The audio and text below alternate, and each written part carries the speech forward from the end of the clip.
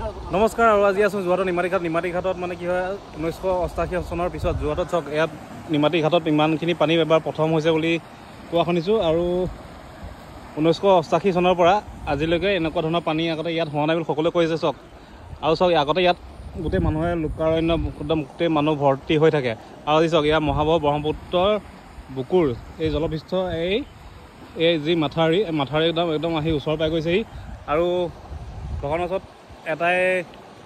বিচাৰিছোঁ যেন সোনকালে এই পানী কমি যাওক আৰু নিমাতী আগৰ দৰে হৈ থাকক আৰু সকলো যোৰহাটবাসী নিৰাপদে থাকক। ধন্যবাদ।